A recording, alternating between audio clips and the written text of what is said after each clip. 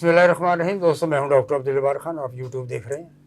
आज मैंने फिर शमीउर रहमान साहब को इस्लामाबाद जाने से पहले यहाँ कराची में पकड़ लिया कि आप एक थोड़ा सा प्रोग्राम हमारे साथ करें। हालात हाज़िर पर गुफ्तगू होगी और जो कमेटी बनाई है पार्लियामेंट की, उसके अंदर पीपल्स पार्टी का डोमिनेंस ज़्यादा मुझे नज़र आता है, लेड बाई बिलावल भुट्टो।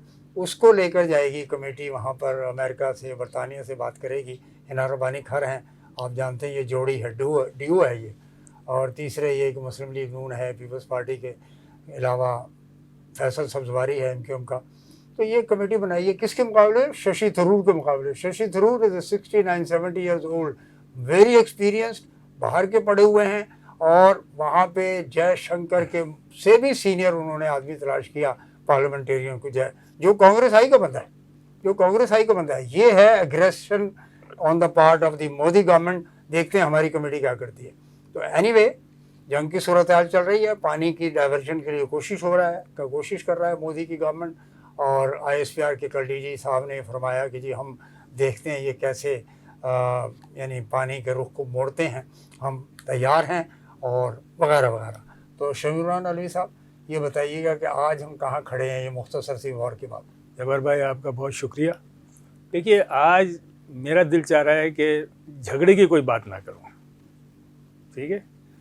बात ऐसी करें जिससे कोई भलाई निकले, लेकिन वहाँ तक पहुँचने के लिए दो चार चीज़ें बड़ी इम्पोर्टेंट हैं। हम आज कहाँ खड़े हैं, हमें पता है हम कहाँ खड़े हैं। दूसरा, यहाँ तक हम कैसे पहुँचे, और अगर पहुँच गए तो हमने क्या सीखा, तो सीखा भी है कि नहीं सीखा है। और चौथा, कोई अच्छी उम्मीद है आगे। अब इन चारों चीज़ों का जवाब कुछ तो आसान है, कुछ ज़रा मुश्किल है। पहले तो मैं ये कहूँगा कि अभी ये डिबेट ख़त्म कर दें कि आप जीते या हम जीते। मैं मुखातिब हूँ भारत में जो लोग प्रोग्राम देखते हैं, आज मेरा उनसे गुफ्तगू है। तो छोड़ दें कौन जीता, भाई आप बड़ा मुल्क हैं, चलें आप जीते, हमने कुछ भी नहीं किया, हमने आपका कोई जहाज़ नहीं कराया। अगर आप इसमें खुश हैं तो बहुत अच्छी बात है। तो ये शुरू इससे हुआ था कि एक जंग का माहौल आपने क्रिएट किया था, और पाकिस्तान के लिए जो आपने सबसे बड़ा फेवर किया है वो आपने गोडी मीडिया क्रिएट कर दिया है। गोडी मीडिया, वो अपने स्टूडियो में बैठ करके जंग लड़ते हैं, कुछ नहीं सोचते क्या कह रहे हैं। तो पहलगाम हुआ। अफसोस की बात यह है कि 1 घंटे के अंदर फैसला आ गया कि ये पाकिस्तान ने किया है। चलें, यहाँ तक भी ठीक था। वो नैरेटिव आपने सारी दुनिया को बेचने की कोशिश की, लेकिन उसका वो असर नहीं हुआ जो आप चाह रहे थे। फिर आपने हमला कर दिया जहाज़ से 9 लोकेशंस पे। भाई, कहा आपने ये था कि हम टेररिस्ट के पीछे जा रहे हैं। क्या टेररिस्ट इस तरह मरते हैं? मैं सिर्फ आपको याद दिला दूं कि अमेरिका जैसी सुपर पावर 20 साल अफ़गानिस्तान में, $2 ट्रिलियन, क्या हुआ आखिर में? तो मेरी समझ में जो बात आती है कि आपके मुल्क में आपके जो पॉलिसी मेकर्स हैं, उधर कुछ सोच बदलने की ज़रूरत है। मैं उनमें क्या ख़राबियां हैं, क्या बुरा है, मैं इसमें नहीं जाऊंगा। लेकिन हर कंपनी माल को बेचने के लिए एडवर्टाइजिंग करती है, मकसद एक ही, ऑर्डर आए।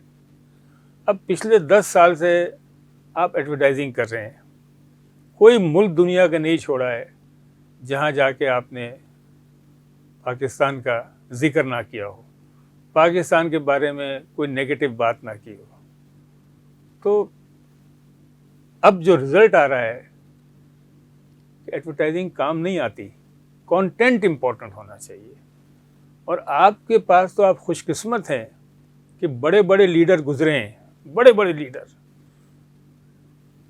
آزادی سے پہلے بھی امبیڈکر صاحب، پٹیل صاحب، عبد الکلام آزاد صاحب، ایک لمبی لسٹ ہے. ہماری بدقسمتی یہ ہوئی کہ جو ہمارے سب کچھ تھے، قائد اعظم محمد علی جناح، وہ زندہ نہیں رہ پائے، اور جو ان کے نمبر 2 تھے لیاقت علی خان صاحب، وہ بھی چلے گئے. تو آپ تو خوش قسمت ہیں. بی جے پی کی گورنمنٹ یہ پہلی دفعہ نہیں آئی ہے، پہلے بھی آئی ہے. تو جو آپ کے پرانے لیڈر ہیں، کیا وہ پاگل تھے؟ ان کو نہیں پتا تھا کہ جہاز بھیجنا ہے اور فوراً بمباری کر دو؟ ان کو بھی پتا تھا، لیکن ان کو یہ بھی پتا تھا اس ٹیررزم کا جو مسئلہ ہے، اس کی نوعیت ایسی ہے کہ یہ بٹن دبا کے نہیں ٹھیک ہونے والا، بالکل نہیں ٹھیک ہوگا. تو آپ کو سوچنے کی ضرورت ہے. لیکن ابھی بھی اگر آپ سمجھتے ہیں کہ نہیں ایک ہی طریقہ ہے جھگڑا، پھر ٹرائی کر لیں آپ. میں اپنے منہ سے اپنی فوج کی، اپنی ایئر فورس کی میں تعریف نہیں کروں گا. آپ صرف اخبار پڑھ لیں دنیا بھر کے، اور یہ نہ بھولیے کہ آپ کا بڑا جھگڑا، آپ کا بہت بڑا علاقہ جو آپ کہتے ہیں کہ چین نے قبضہ کر لیا ہے، تو چین تو ہنس رہا ہوگا، یار یہ چھوٹی لڑائی تو یہ لڑ نہیں سکے، ہم سے کیا لڑیں گے. میں سمجھتا ہوں اپنا غصہ آپ تھوک دیں. وقت آ گیا ہے کہ پیار محبت سے ساتھ بیٹھیں. اس وقت ہماری آپ کی کوئی بات چیت ہی نہیں ہے. اور میں اتنی مثالیں دوں آپ کو، ابھی بات چیت شروع نہیں ہوئی، آپ نے کہا کہ ہمیں تو ایک ہی چیز ہے، اپنا والا کشمیر ہمیں دے دو. مطلب بات چیت سے پہلے ہی آپ نے حکم صادر فرما دیا. یہ صحیح اپروچ نہیں ہے، بالکل غلط اپروچ ہے. اور مودی صاحب ایک بہت بڑے لیڈر ہیں. پاکستان میں ایک بہت لوگوں کی سوچ ہے کہ ایسا بڑا لیڈر ہی امن لا سکتا ہے، پیس لا سکتا ہے. بالکل صحیح فرمایا شمیم الرحمان علی صاحب. آپ بہت بڑے لیڈر ہیں نریندر مودی صاحب، اور ہم بھی آپ کی قدر کرتے ہیں، لیکن اپنا مائنڈ سیٹ آپ کو بدلنا ہوگا. پاکستان ایک چھوٹا سا ملک ہے، لیکن 24 کروڑ کی فوج ہے یہاں پر. آپ کا 140 کروڑ کا ملک ہے، لیکن آپ کے پاس 140 کروڑ کی فوج نہیں ہے. ہم نظریات کے فالوورز ہیں. قائد اعظم نے جو نظریہ دیا تھا، وہ اس کی جو تانے بانے ہیں وہ مکے اور مدینے سے ملتے ہیں. لکم دینکم ولی دین. تمہارا کلچر الگ، تمہارا راستہ الگ، تمہارا دین الگ، ہمارا ثقافت الگ، ہمارا مذہب الگ، ہم لوگ الگ. تو یہ تھا دو قومی نظریہ، جس کے بارے میں جنرل عاصم منیل نے رائٹلی اوورسیز پاکستانیوں کے کنونشن میں کہا تھا کہ ہمارا نظریہ الگ ہے، ہماری سوچ الگ ہے، ہم لوگ مختلف قوم ہیں، آپ مختلف قوم ہیں. ہاں بہت اچھا ہوتا کہ آپ وہاں کے 20 کروڑ مسلمانوں کو اور سکھوں کو اور عیسائیوں کو بھی اپنا بنا لیتے، لیکن آپ نہیں بنا سکے.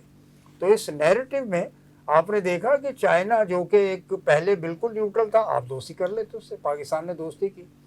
اور ابھی جو اروناچل پردیش میں آپ کے ساتھ ہوا ہے وہ بھی آپ کے سامنے ہے. That's a part of history. اور وہ کہتا ہے کہ اروناچل پردیش ہمارا ہے، اور وہ لیں گے.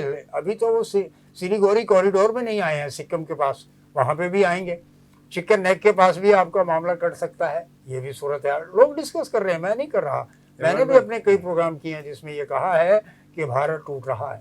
ہمیں کوئی دلچسپی نہیں ہے بھارت کے توڑنے میں، لیکن شاید آپ کو دلچسپی ہے پاکستان کو توڑنے میں. اور شاید نہیں، یقیناً آپ نے یہ جو اپنا نیریٹو لے کر چلے ہیں کہ پاکستان کے دہشت گردوں کے کیمپوں میں ہم نے یہ کیا ہے. اور جیسے شمیم صاحب نے بڑی پیاری بات کہی کہ آپ کا نیریٹو اور آپ کا چورن نہیں بک سکا. دنیا بھر میں آپ نے گزشتہ 15 سال پاکستان کو بہت بدنام کرنے کی کوشش کی. آپ ہی کے لیڈر تھے نا اٹل بہاری واجپئی، جنہوں نے کہا کہ نہیں جی ہم پرویز مشرف سے مذاکرات کیے اور کشمیر کے حل تک پہنچ چکے تھے.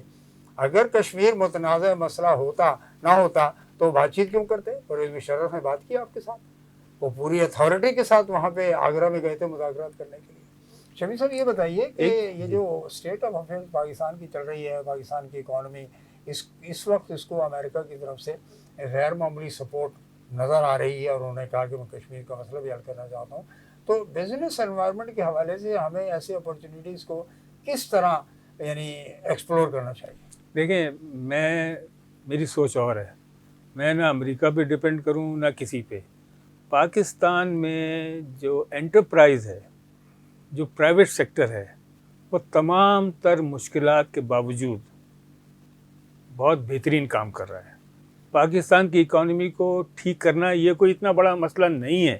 ہمارے کچھ ایشوز ہیں ڈومیسٹک, ہم اس کو اٹینڈ کر رہے ہیں اور انشاءاللہ پوری قوم ایک ہو کر کے آگے جائے گی. لیکن میں ایک بات اور ایڈ کرتا جاؤں, کیونکہ میں آج آیا تھا مین انڈیا کے ٹاپک پہ.